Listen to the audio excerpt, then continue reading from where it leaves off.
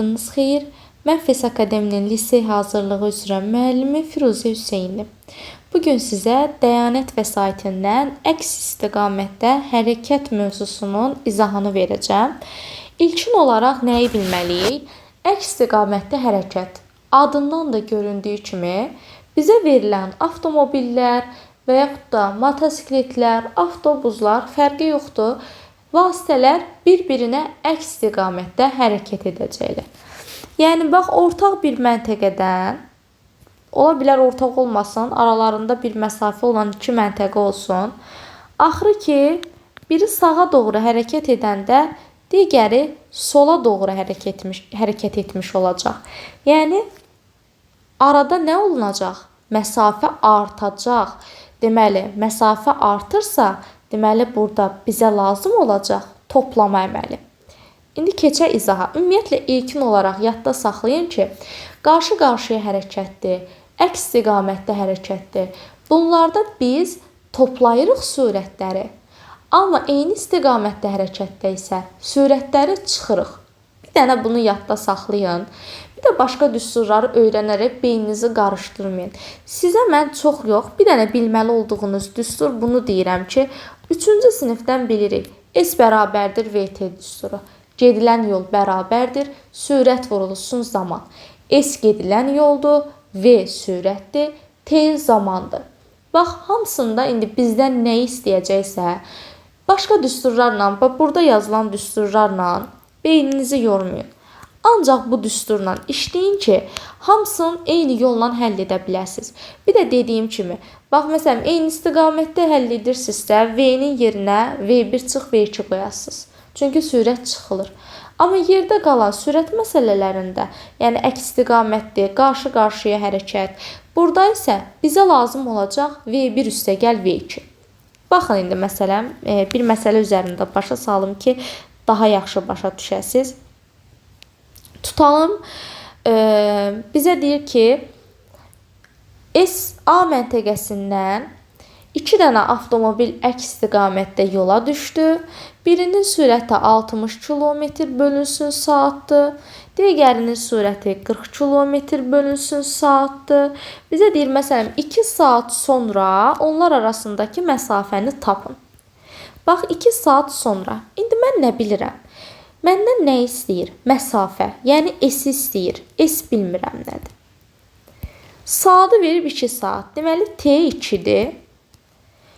2 dənə V var. Mən də sizə dedim ki, əks istiqamətdə də V-ni istəyirsə toplayacaqsınız.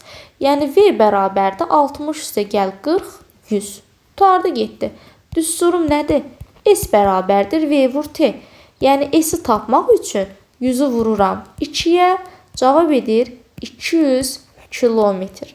Qutardı getdi. Baxın, bu qədər sadə. Heç beyninizi buradakı düsturlarla qarışdırmırıq.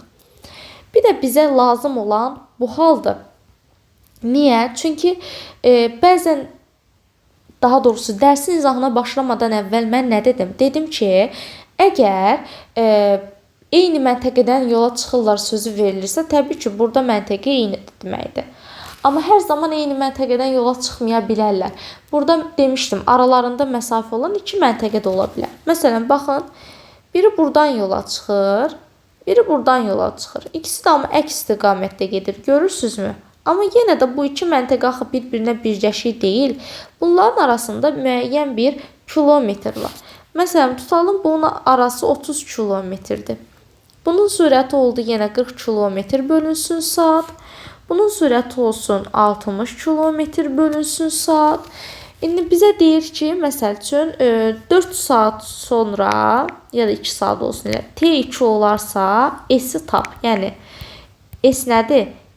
Deysə ki, onların çatdığı məntəqələr arasındakı məsafəni tap. Çox rahat tapacam yenə. Necə tapacam? Baxın. Bu 40 km-dən bu 60 km sürətlə gedir. Əks istiqamətdə də topladım. V-im 100-dür. Yazdım. S-i bilmirəm. V 100-dür. 2 saat gedir. Düzdürmü? V 100-dür. 2 saat gedir. 2-ni vurdum 100-ə.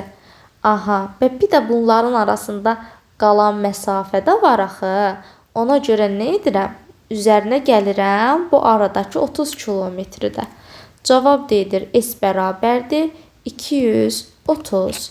Bəs ay müəllim, bunlar hər zaman eyni zamanda mı yola çıxacaqlar? Elə hər dəfə neçə saat versə mən ona vuracam? Xeyr.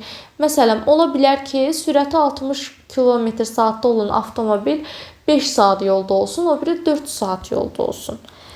Bax, məsələn, sürəti 40 km-dir bunun saatda. Bu məsələn 2 saat yolda olub. Bu amma 3 saat yolda olub. Mən onda nə edərəm?